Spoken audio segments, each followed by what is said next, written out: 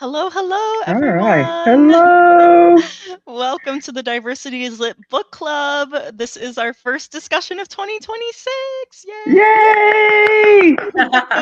Super excited to be, kicking off the year strong with you guys. Reading books by BIPOC authors. Yay! Expanding our bookshelves and minds. I was like, I can't forget our Yes. motto, I guess. Yes. But in this discussion, we will be talking about our December Book of the Month pick, which was One Must Die by Candice Pedraza Yamnitz et al. I say because there are 6 authors included in this murder mystery. This is a self-published book, which we chose for in December, which is common, like a common thing that people do where they read books by indie authors. So definitely if you want to support more indie authors, check out this book and the authors. But we will be talking spoilers during this discussion. So if you're okay with spoilers, even if you haven't read the book, keep watching, especially if you've read the book. We want to hear your thoughts, feels, and opinions in the comments along with us. One of our co-hosts isn't feeling well, so she might be popping into the comments. But if you want to read the book and don't want to be spoiled, then save this video, close out, read the book, and then come back and join us in the comments. We also have a Goodreads forum. That's where our main thread. That's where our main hub is. And so there's also a specific thread for One Must Die if you want to. One Must Unalive. I'm like this. I'm talking about the book. I'm like it's automatically flagged. So I'm putting E with accents over it and stuff. Anyways, and then join us because we would love to have you. Join us for the rest of the year as well, because we read one book by a BIPOC author every month and discuss it on my YouTube channel like we are doing today. And so, like I said, one of our co-hosts isn't feeling well, but I am joined by my 3 other lovely co-hosts. Everyone is linked down below, so please give them a follow. If you don't know who I am, my name is Holly Davis. I'm the author of A Diamond Bright and Broken, which is a YA fantasy. I pitch it as a tangled retelling with a gender-bent Flynn writer. There's disability rep with a wheelchair user, no spy sapphic romance, and there are BIPOC main characters. Both of the female main characters are biracial, so there is a lot of representation in this book. So if that sounds good to you, check it out. It's available in hardcover and ebook, and internationally, it's available in paperback, which also includes a sneak peek at the sequel, A Shadow Dark and Daring. So cool. Which is releasing August 4th. And during Zara, my publisher's stream this morning, because she was sprinting, I said, it's coming out August 2026. Wait, it's 2026 now, so now I can say it's coming out August 4th. Right. Oh, yeah. Please sign up for the cover reveal. That's happening in March. And then it is available for pre-order. Right now I'm writing YA fantasy. I also have written a little bit of middle grade fantasy as well, but I like to read pretty much all genres and age categories. 2025 was my mystery thriller kick, and it seems like December into January we're already keeping up with that, which I'm totally okay with. And I will pass along to my other co-host. Hi everybody, I'm Teresa Beasley. I write under the pen name T.A. Beasley, and I do write thrillers. Everything's packed up, so I can't hold my books up, but but I, like Holly, I read a variety of things, but my love is thrillers and mysteries. I also like fantasy. And the only thing I really... thank you, Holly. It happened to me at the journal. Oh, yes. Thank you. I appreciate that. Besides thrillers and mysteries and fantasy, I read a little bit of romance. The only thing I really don't read is poetry. I'm not a big poetry person, but all the rest of the stuff I'm all in for. And currently working on a psychological thriller. I have 2 first drafts done of a YA thriller and a paranormal thriller, but they just need to go through the editing stage. So hopefully this year of 2026, I will release a book because it's been a while. So that is one of my big goals this year. Yay. Yay. We love It's exciting. I have not published. My name is Yet? Heather Buncat. Yes, yet. I am a YA and middle grade fantasy and contemporary reader and writer. And my twin.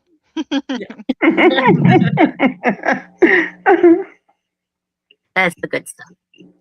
And I am Alicia Grumley. I have not published a collection yet, but I have a couple of poems published out in various places, some physical media, some digital locations, I suppose, at this point in time, but not published anything on like a kind of larger scale at this point either. So Heather and I are in good company yet. But so where Teresa doesn't love the poetry, I do.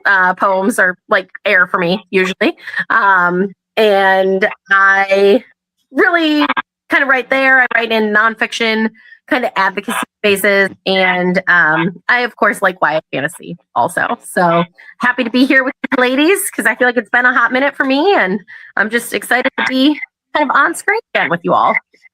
Yay! Yes, Yes, it's good we to have miss you. everyone. We miss you, but we'll see comments. But if not, we understand that you are resting and taking care of your body. Yes. Yes. Hope you feel better soon. Mm-hmm. Yes. It's more important than being here. And so along with the spoiler disclaimer, I also want to list the trigger warnings, which were very small, but I'm sure there's some more. There was discussion of death and murder. So there's like lying, stealing, Classism. We should probably throw classism, Mhm. yes, classism, Yeah. cheating. Yeah. Cheating on You know, boyfriend. this is like a really like, and I hate to say this, right? But like, this is like a really minor list of warnings for some of the things that we've read, even that we last year. So, like cheating. Yeah. Yes. Yeah. Yeah, it is pretty light compared. Oh, and Vanessa, our other co-host, is here. Hi, Vanessa. Hey, Vanessa. Yay, shout out, Hi, say, Vanessa. hope you're feeling better, and we're glad that you're giving yourself some rest. Absolutely. Are you here? Mhm. And Yeah. so our first question is, what are your general thoughts, feels, and opinions on the book? What star rating would you give it on Goodreads or your rating platform of choice? Just kind of overall things, and then we'll dive into the nitty-gritty of the story. So is there anyone dying to go first? I'll probably do that for all the books. Never gonna get old. I can go first if you want me to. Sure. I really like the setting. I think if I had to rate it, so I just finished it I started and finished it this morning. So this is, I mean, you all saw the back, but this is, I read it as on an e-reader. So this is one that a lot of us that are readers can fly through pretty quickly. Mhm. Which one kind of a bit of some things done in the past, like, because sometimes we end up with like really honker books. Mhm. Like right about a 3.5 for it for my own personal sense. I really liked the setting. Definitely curious about some of that, and I liked the multiple POV, but I felt like I wanted to see more, kind of all of it, actually. So it put me at a 3.5. I don't know if I'll read the sequel or the third one after that.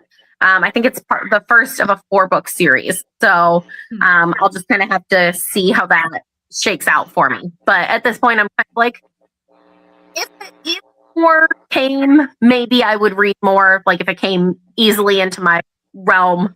But I don't know if I would seek it out before something else that I'm working on reading. Like there's some other things that I'm kind of watching for. So I'm right about a 3.5. Mm-hmm. Yeah, that's fair. Okay. I can see that. Well, I'll go next. Because I'm a diehard mystery person. I love mysteries. But I agree with you, Alicia. I gave it a 3. Even though it had multiple POVs and all those authors, I still like like you said, the location. I like that it was like a locked room type of situation because I really like locked room mysteries. I did like some of the characters, and I did figure out the mystery part quick, but it was still a good journey going on. It was like worth the journey going on the mystery. I like some of the descriptions, but having all those more POVs kind of did take me out of it a little bit at times because I was trying to keep up with everybody and then had to go back and read some chapters to kind of relate to why they were in the area they were or why they were doing some of the things they were doing. I had to keep going back. And I kept getting Camille and one of the other ladies, her and Jess, I kept getting them mixed up. So I had to keep going back and referring to them. But other than that, like I said, the setting, the descriptions, I also didn't get the key. I got the key thing, but then I kind of didn't get the key thing because they had to collect these keys to be able to get to the vault. But that was not really expressed a lot throughout the story. Did you read the last page after the bios, after everything, the e-reader? Did you read that? Yes. It was like Mr. What is his name? Woodhouse. Yeah. His notes, I was like, okay, this person got this many keys, but when did they get them? Right. Like, I want to know about that too. Yeah, so I was like, when did they get them? How did this person get 13 keys? And then some people were interacting a lot, and then some wasn't. So it was like, okay, I'm not understanding how they're getting these keys when he's doing his note page. When you get to their chapters and it's their POV and they're talking, they're not really saying that they got the keys, where they came from. So that's why I gave it a 3, because some things just wasn't clear.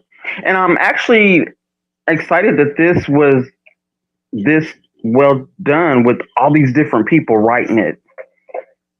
I think they did a good job with it. And I love the design of the book too. I love the portraits. Mm-hmm. Like Yes, and their little title. I thought that the wall of the pictures was really exciting, and the trim that was on it. I mean, so as far as me with the rest of the series, I probably will get the rest of the series because it's a murder mystery, and I want to see how the other books are going to play out because I know seeming that there's this many authors, some are writing as pairs on the other books. So I probably will continue on just because it's part of a series and I don't want to have the first book and not have the rest of them. I'm just kind of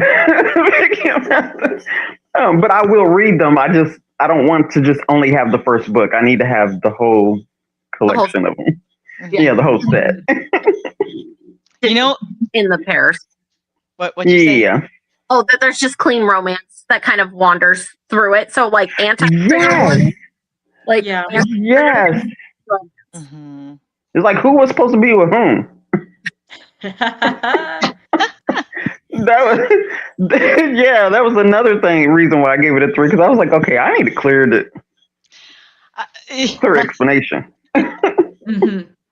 Could see that. Like I was gonna say when I was looking, I'm like, it looks like in October there was like I don't know if it was the sequel. It says it's like a Wait, I thought it said somewhere that think it was that's like a spin-off came- story. Oh, here it is. A steampunk. Oh, Wait, hold on. spin-off. Oh, wait. Sorry, it's small. That was so I book. can't- I think that was book 3 that came out in October. So I think book 2 and book 3 are already out. I think book 4 is. Oh, I couldn't Yeah. find 2. It's like something in daggers, gruesome daggers, or cloaks and daggers, or something. Yeah. It was. I think. Oh, because I was Yeah, gonna I- say, it sounds like it should be One Must Win.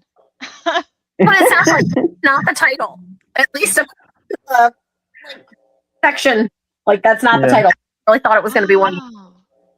Yeah, because I think it's the next one is supposed to be Zenith's story, Oh. if I'm not mistaken. Oh, okay. It really does seem like it should be One Must Win. Win. Oh, I see. But I didn't see any other, like, it's the Games of Greed and Ruin, but I didn't see any, like, book. Oh, here it is. When I looked on Amazon, but I couldn't find it on. Oh, here it is. Of Cloaks and okay, of Clockworks and Daggers. Clockworks. There it is. I was like, Yes. Oh, okay, that's why I was confused. That's so funny. it doesn't seem like it's the same series because we thought, oh, one must die, one must win, one must. Mhm. I could see it go on. One must steal, whatever. Oh, and it's only one of the authors. Yeah. Okay. And then I think like the third and fourth book are like two of the other authors, like they're writing it together. Yeah. Okay. The author It by shows another one on Goodreads called Of Masquerades and Fame.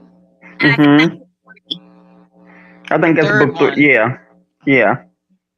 Oh. each authors had the picture of the portrait picture of the characters that they wrote. Mhm. So Yeah. Oops. Hold on. yeah. Oh, we lost her. She dropped it. Oh no. No. But I'm guessing if the next one is one or two authors, that must be because of the characters that it's between. Oh, got it. Okay. I didn't realize. Oh. Yeah, like if you look at the author bios, there's the main author, was it Clarissa? Or something. She has two of the portraits Candice? for author bio. Oh. I think it's Candice, isn't it? Yeah, Candice. Yeah. Yes, Candice yes. So if there's because the next one is Zenith and I believe it's Jessie, and she wrote Jessie, so she must have also wrote Zenith. So maybe that's why there's only one author, but I bet it's still dual POV. Yeah. Because Sarah wrote Zenith. Oh, so maybe it is the same one. And it's not listed. Zenith isn't listed under Candice's. No, he's under Sarah's. Oh. I see. And then Arden is Amber. Rupert is Right, Claire. Yeah. I see. Okay. And Maple is Lydia. Got it. So And Vanessa said, I unfortunately didn't really like this one. I think I gave it 2.5 stars. I thought there were a lot of characters introduced, and because each chapter is so short, it doesn't feel like we really get to know the characters well. Mhm. I honestly didn't care about any of the characters or relationships. The mystery didn't really interest me, and I think that's because the world building was lacking for me. I didn't fully understand how they were chosen for this challenge or what exactly the rules were. Like, why does one person have to die? What's the purpose of that? Yeah. Yeah, That's good. fair. Good point. These won't work until someone dies, but why? Mhm. And then Yeah. there's that bit in the middle where somebody says 100 years ago, these games were going on long enough that they branded it like the Death March or something, like the Death Brigade or something. Everybody. So yeah, I can see those. Yeah. Yeah. I mean, I read this pretty early. So I was like trying to go through my notes again because I was like, oh yeah, I don't remember what I said.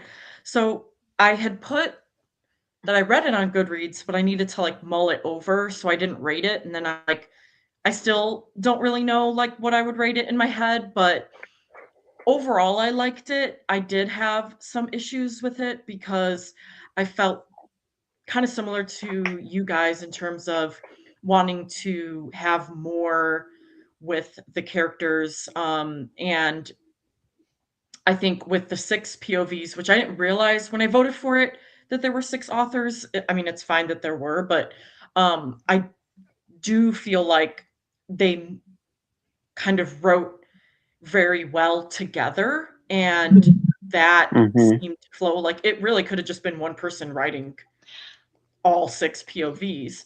But I felt like even though it's 200 pages with 6 authors, or sorry, 6 POVs, I felt like it needed to be longer because there needed to be more in it. We get like glimpses of their past and how they might be interacting, like, oh, Mabel went to school with Arden and all of this other backstory stuff, but I feel like there could have been more. And then I did feel like the ending was abrupt. Like, obviously, we know that there's more to the world and the universe and stuff. Hi, Zara. But I felt like it, I don't know, it just kind of seemed like rushed at the end to me.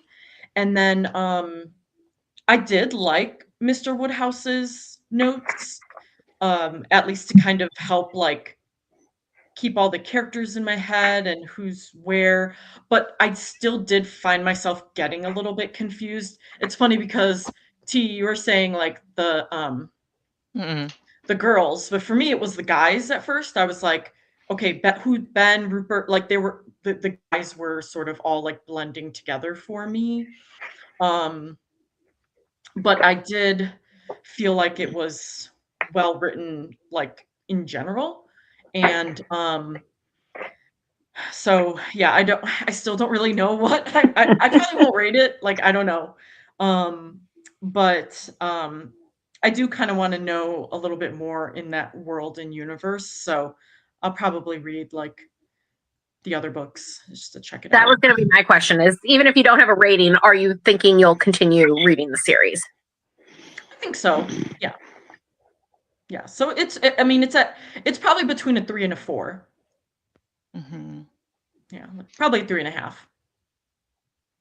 Yeah, I feel like I have the same sentiments as you guys. Like I liked the concept of the story, like reading the murder mystery, and so I'm wondering, because I'm like I liked that it was short because it was very consumable, and that's kind of like a night like where people are playing like I did a murder mystery like game with Heather, and it's like kind of short.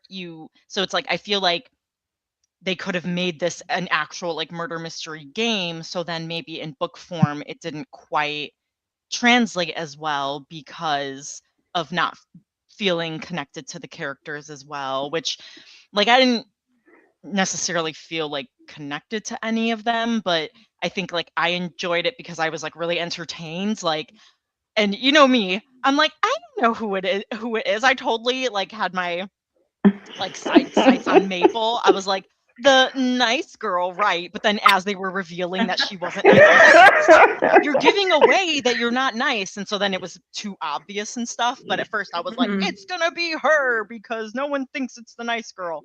But I liked that, being able to figure, and then at first I thought like, oh, this whole the death was an accident, but then realized no, someone did push it. Who is it? So I did enjoy that because I like, because for me because the such fast turnaround between all the POVs and how short it was, I was like, this isn't necessarily a story for me to get invested in these characters. Like, it's not this like epic 500-page thing where it's like, oh my gosh, like ride or die, like, it's kind of more of like this this is entertainment, and that's how I kind of saw the book as. It's not this like super deep, thing that I'm going to be like super invested in. But I do want to read the rest and see, because maybe we can get some of the answers, of like the world. I did really like the automatons, and because I don't really read a lot of steampunk,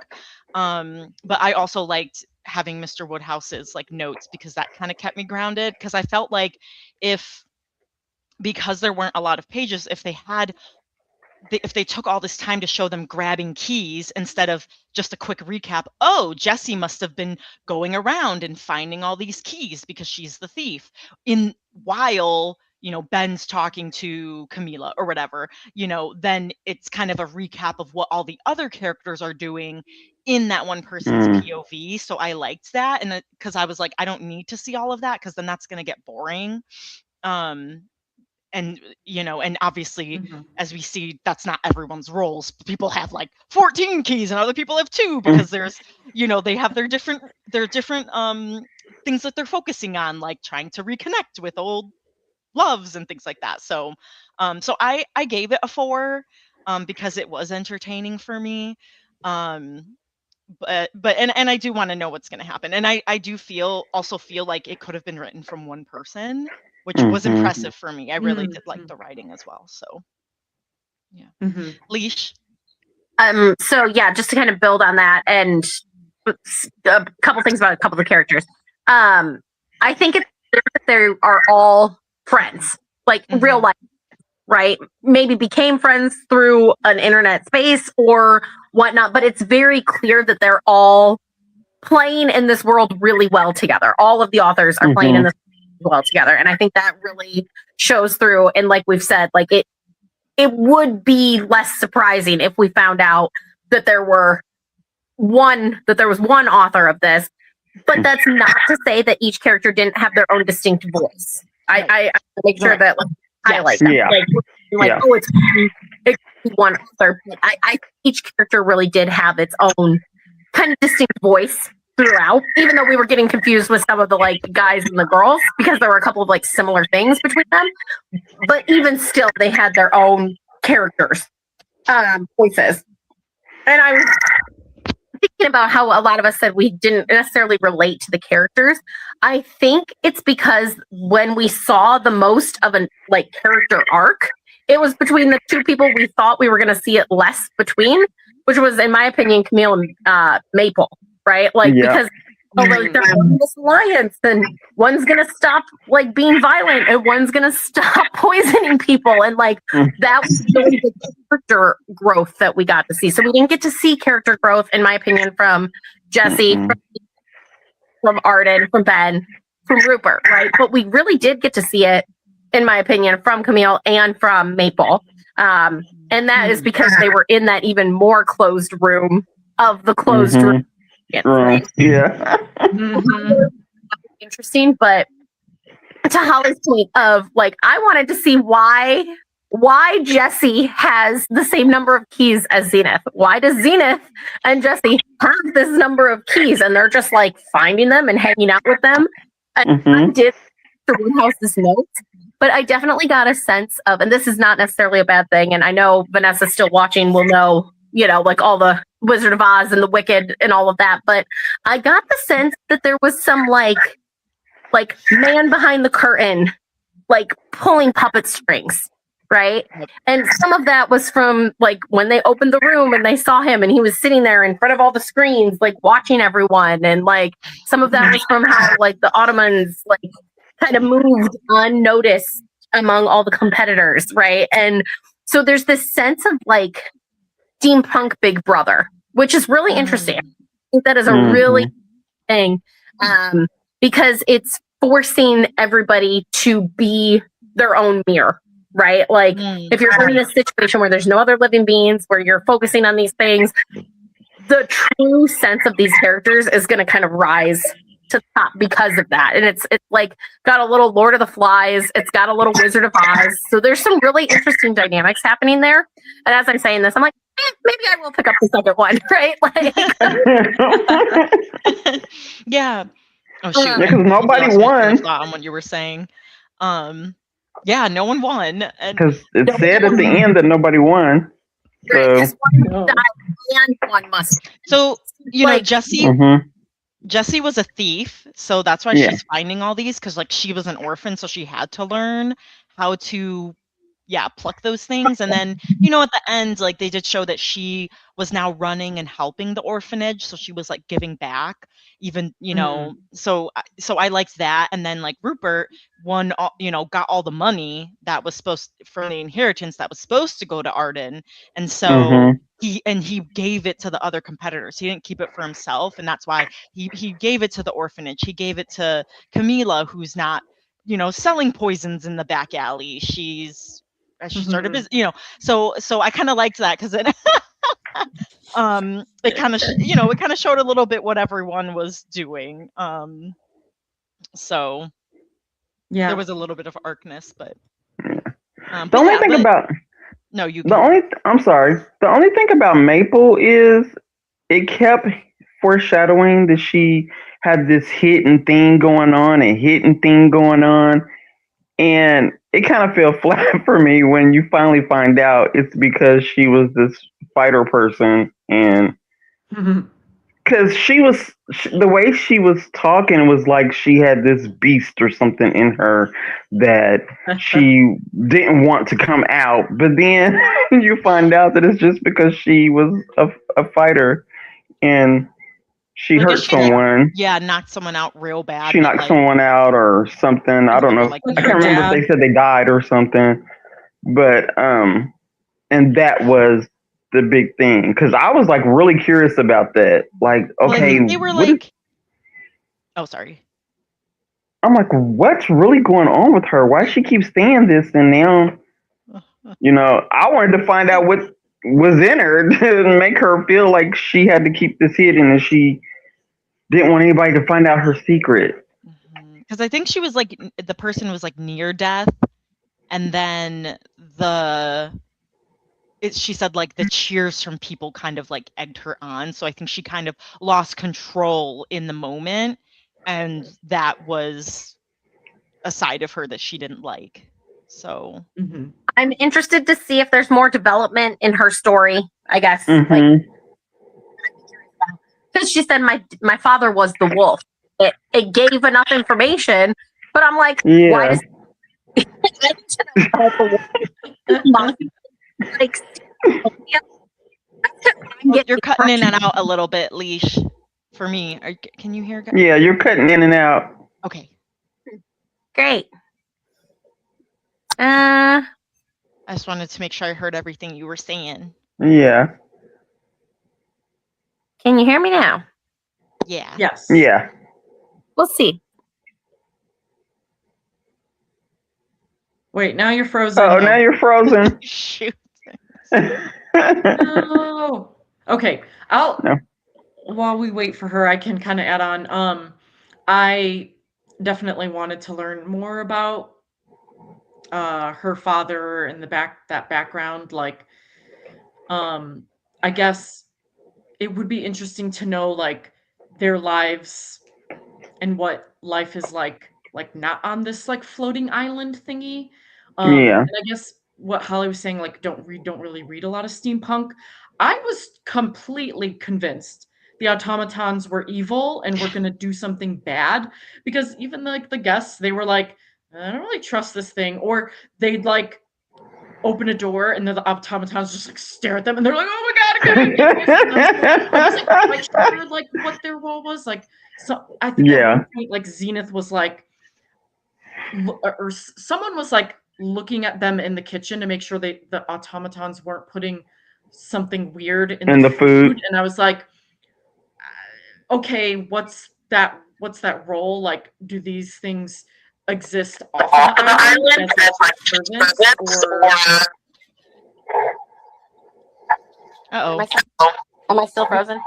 No, but we heard Heather talking like an echo. Hold on, talk now, Heath. Okay, it's good now. Okay. But yeah, so I kind of wanted a little bit more with that, but I literally thought they were gonna like all have to fight the automatons. You know, I know. actually saying that because Mr. Woodhouse and his daughter, he's like, oh, we can build a new life, like once the whole island was destroyed.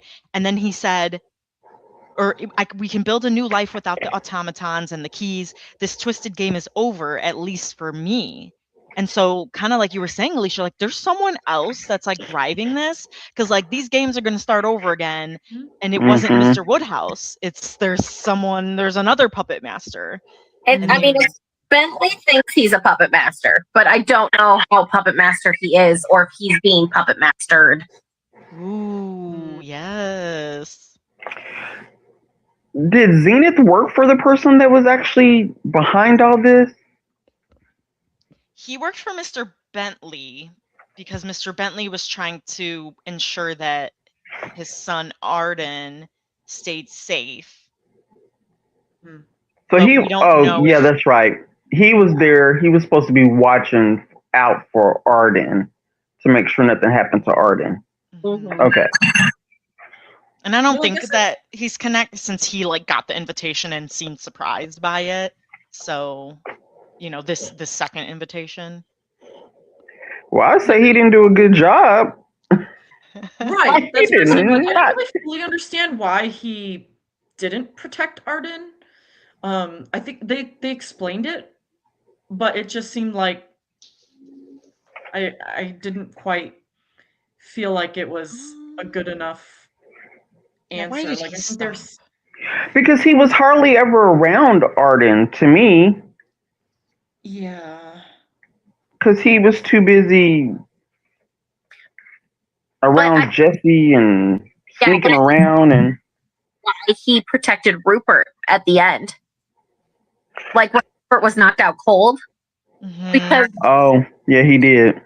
for Bentley and he knows they're cousins, I feel like he probably knows that that's like next in line for all the moolah. Probably. Yeah, I have written down here, Zenith was already given the money by the banker, by what's his name? Bentley. But he isn't going to protect Arden. He that's why like Bentley researched everyone except for Zenith. He thought he had no skin in the game and would maintain anonymity. Bentley killed Zenith's mom. So he took the money and said, I'm going to protect Arden, but really the whole time he didn't plan to, which is why he wasn't protecting him.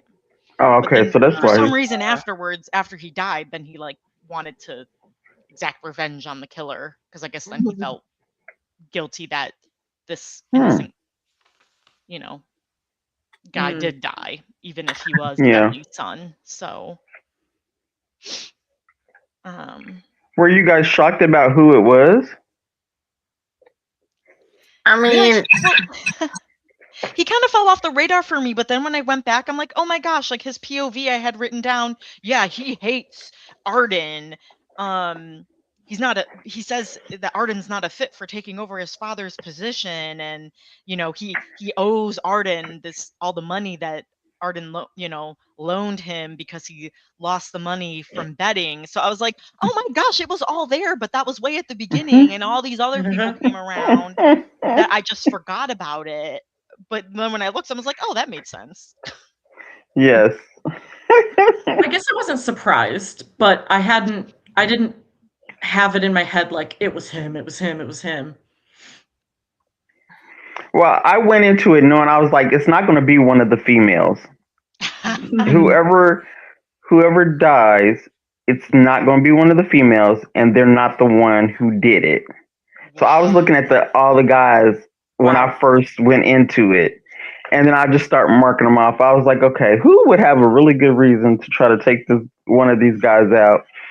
And when Arden died, I was like, okay, it's either Ben or it's Zenith. And Zenith was supposed to be protecting him, but he didn't. So more than likely, it's Ben, because Rupert didn't really give off like he would want to. He was too busy trying to be in love with Camille. I was like, Yeah, I was like, he don't even have time to think about killing somebody because he's still trying to figure out if he can be with her. He literally threw the 3 keys he had. He found the special key and was like, "I'm out of the game. And he threw I don't it. care Yeah. about it anymore." So So I was like, yeah, it's not him. I said, more than likely, it's Ben.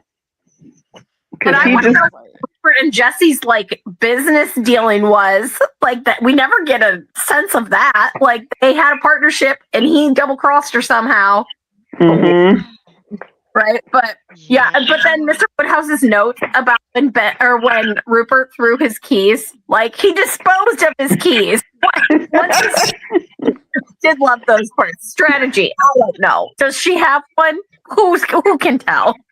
Yes. Yes. Well, Some of his notes were funny. He it showed like that Rupert had 0, and then like the next time you see that like Zenith and Jesse have like more, or I forget who had more, but like then someone found the 3, so that was kind of fun. And I did like the title changes, like Jessie the nice girl into Jessie the not so nice girl. Zenith was the outsider and became Zenith the assassin. Yeah. So so I kept changing my thing. Like I literally wrote down, where was it? I had a huge thing because I was like, oh, Arden just tripped, I just kind of like ignored the whole like pushed off the thing, and I was like, oh, the vine just broke. But then when Camille was like, I did it, like I'm the one that killed him, and I'm like, so I'm writing down Camila pushed A off the balcony, and then later she's like, they're gonna think that I did even though I didn't, and I was like, okay, cross that out. And then a little bit later, Zenith's like, I killed Arden. And I was like, Zenith killed Arden. It's like I killed him because I didn't protect him. And I was like, scratch that. I was like, it was this. I was like, to cool it on my notes, like read a little bit more first. Well, she gave him the poison under the table, and I'm like, why is he drinking the poison? Is this supposed to be something that's supposed to help him? Because it seemed like he was saying that he was sick, and that she was giving him this poison to heal him. And I'm like, okay, well, he downs the poison stuff. So is that what killed him? But then I was like, okay, no, somebody must have pushed him off, because I think when he took the poison, he started feeling the effects of the poison, and at first I thought he fell, but then I was like, okay, somebody pushed him off of the balcony thing. But I was like, why did he even take the poison? So he took it because I guess he had 2 vials. He had Camila's poison, and then he had his medicine for whatever his illness was, and I guess the colors were very similar, and he was starting to get a headache or something. He took the wrong one, and that made him loopy, and so then he saw. So I guess Jesse put all these decoy keys to like mess people up, and that was a decoy in the vine. So that's why everyone kept saying, "I killed him, because they all kind of played a part in him eventually dying. And yeah, Vanessa, that's right. Yeah. And so he was kind of loopy from the poison, and then was like, oh, this is a key. And then, yeah. Oh, okay. So yeah. So he took the wrong vial. Yeah. So instead of taking his medicine, he took, yeah. It's very Romeo and Juliet coded, right? Poison. Yeah. Yeah. I was like, wait a minute. Why did he even drink that? And is he reaching for something he thinks he's seeing, but he's not really seeing? And so, or did somebody actually push him? Because I know he was leaning. And I'm like, okay, well then did somebody come up behind him and make sure that he went out the... That's why I went back and read it, because at first I thought he just reached for the vine and it snapped, and then I had to go back and read, as he pulled, he felt a push, and then the vine took his whole weight and he fell. Yeah, so I was like, that happened to me too. I had to read it twice too, because I was like, okay, wait a minute. Yeah, so it was a lot of stuff in here I had to reread again, because I was like, okay, wait a minute. Because I was trying to visualize the room that Camila and Maple got trapped in, because Arden was trapped in like a little closet type box thing too. And I was like, well, did they fall in the same trap that he fell in? And then I was like, when is this hallway that they're walking down ever going to end? We need the map of the Zeppelin. We need the map. Yeah, I wish we had a map of it so we could, the little manor, the sky manor thing. That would be cool. That would have been wonderful. Because then, what was I going to say? Oh, you go ahead. Go on. Oh, it was a kind of a segue, but I was saying I felt so bad for Maple that Arden pretended like he didn't remember who she was, even though he did. Because at first I was like, oh, he did. I was like, that's weird. He doesn't recognize her, and it's only been 2 years. And then I went back to my notes, and I had like, the vine burst from the ceiling down the hall, and he runs into Maple, who he knew from chem class, but his father disapproved of / controlled his relationships. So I was like, that's so sad that like he still was like protecting her by just like pretending like he didn't remember her. Yeah. mm-hmm. And what's your name? Like, oh my God. I didn't catch that he was pretending. I was like, he doesn't remember Maple. I feel so bad for her. And then I was like, maybe I don't feel so bad that he died, because, like, was he really going to, like, since he and Jesse were like kind of estranged siblings, like, was he going to protect her? Was he going to make sure that she was taken care of? Like, then I'm like, so I like when he did that to Maple, and then like I felt like, hey, is he just gonna like not want to reconnect or connect with Jesse? Then I didn't feel bad, but now I feel bad that In the library, he recognized her, and he was like, I can't be in here with her because like I still don't deserve to talk to her because I didn't stand up to like my dad being like, I need my own. Aww. Right. So Yeah. but the talking about Camille and like the poisons and stuff, that was probably my favorite quote, like came from Camille from like the whole book. And it was the quote, I don't even know what page it was on, but it was where Camille says, a lady always needs access to her poison and her pistols. Poisons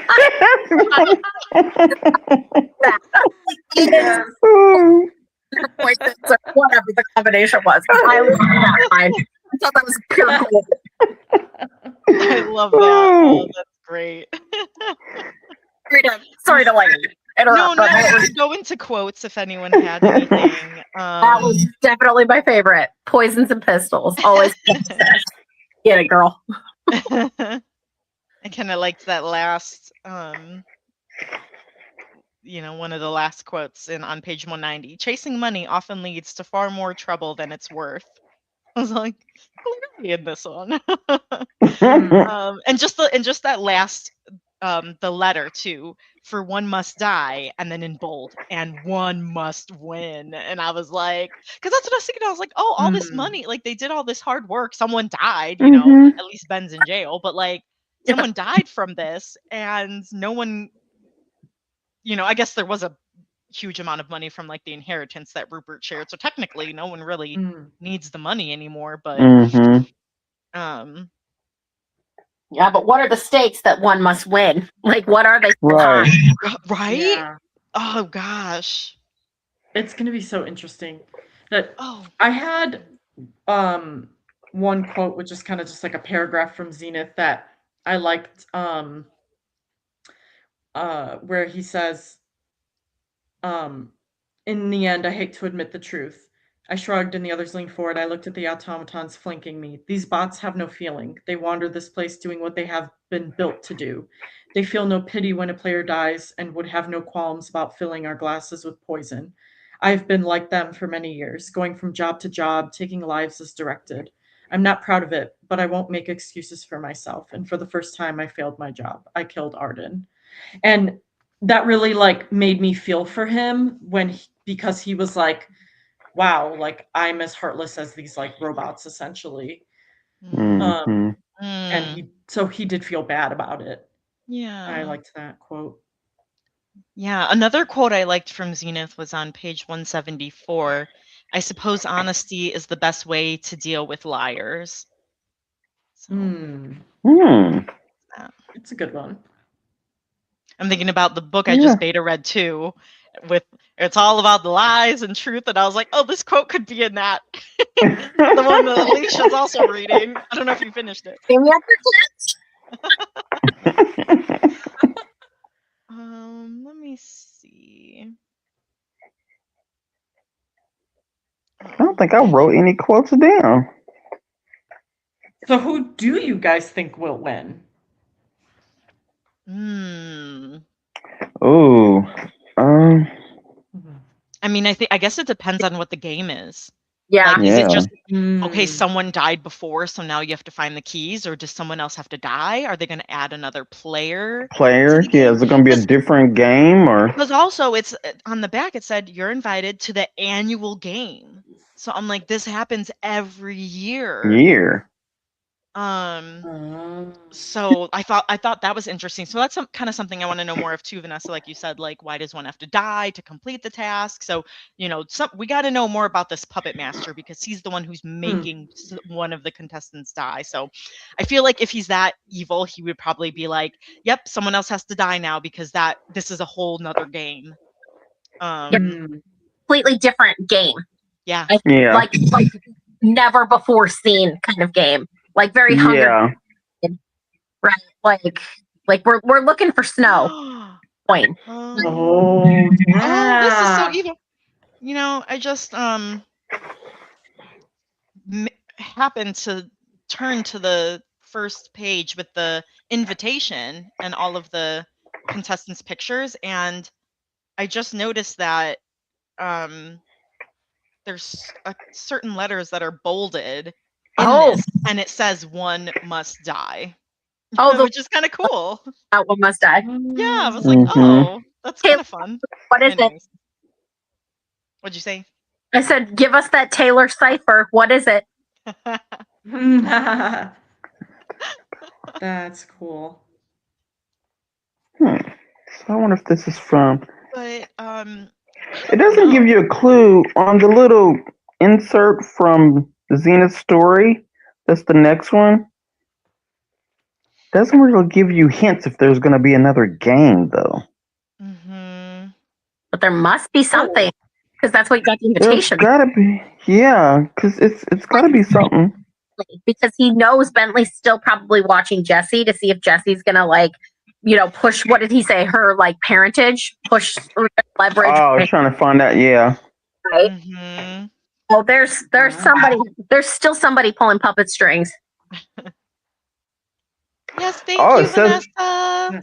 The stolen keys must return. Thanks for joining the discussion. Yes. Better and can get something better. I know a lot of people are going through flu right now, so I hope if that's what you have, you rest well quickly and recover quickly. I feel like this is tough because if someone has to die, people have kind of gone through their arc where it's like, okay, well then does Camila say well, let me bust out my poisons again? And well, Ben died, so there's no poisonous touch power. Ben's in prison. Ben went to jail. Yes. So as long as he's still in jail, there's no poisonous thing. Let's remember that. We have no understanding of where his poison power comes from. He touched people. He's got a poison hand.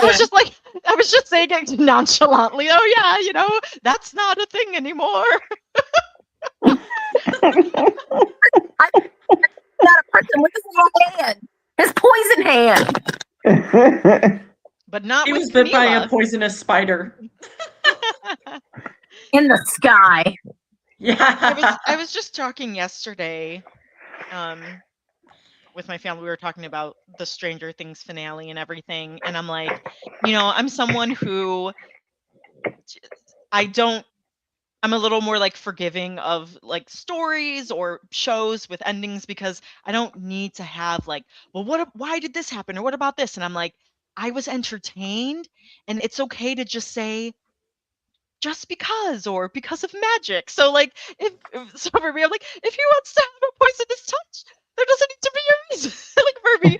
So, where other people are like, no, you introduce this, why? And so I totally get that. But anyway, so that just made me think about that, where it's like, well, oh yeah, where did that come from? I was just kind of like, oh yep, okay, moving on. Taking at face value. right.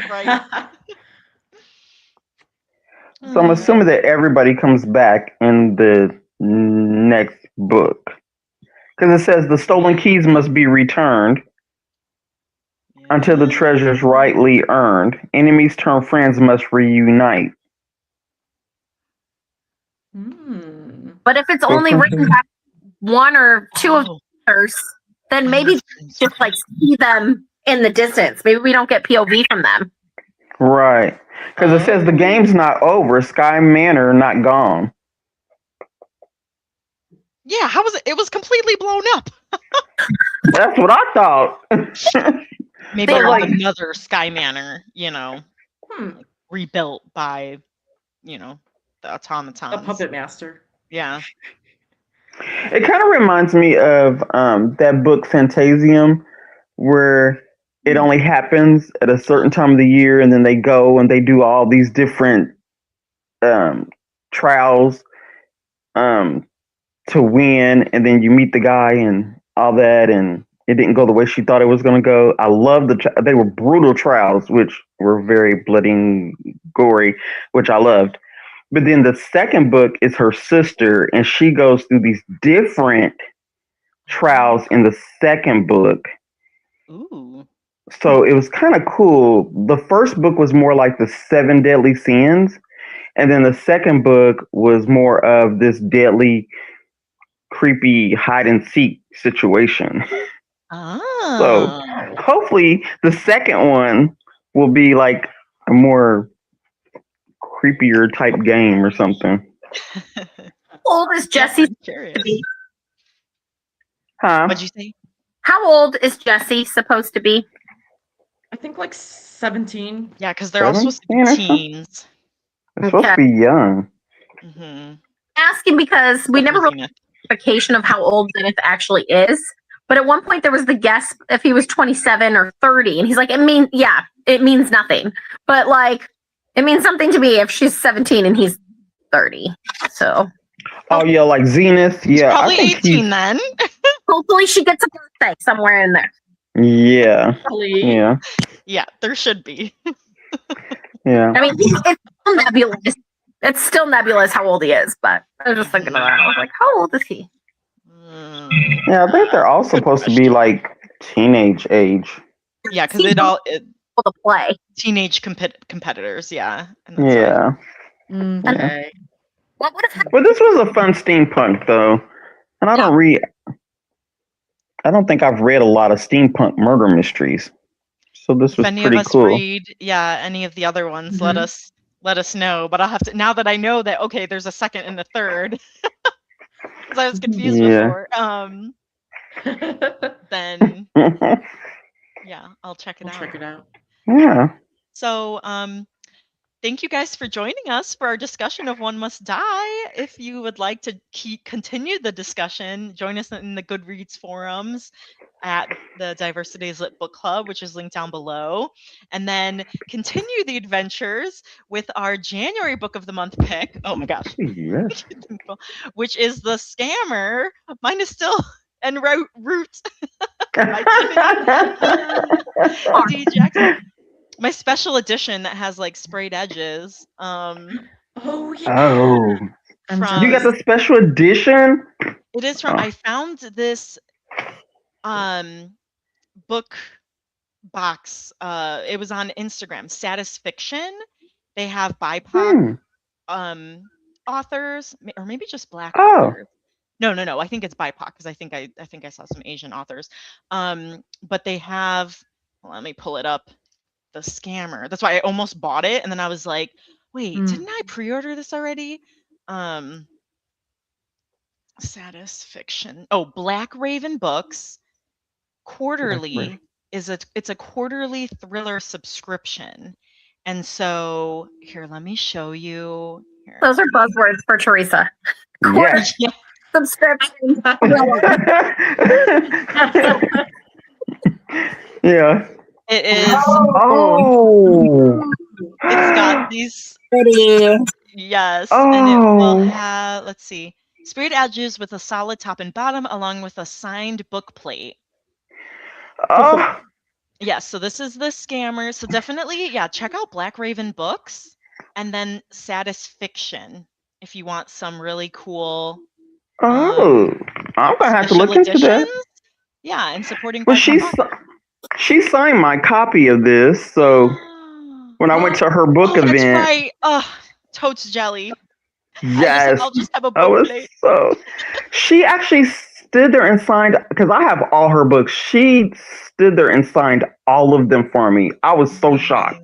Oh, wow. I was like, I said, I love you. I said, you are my favorite YA thriller writer, and I can't believe you're actually going, even though you have this line of people behind us, you're signing all my books.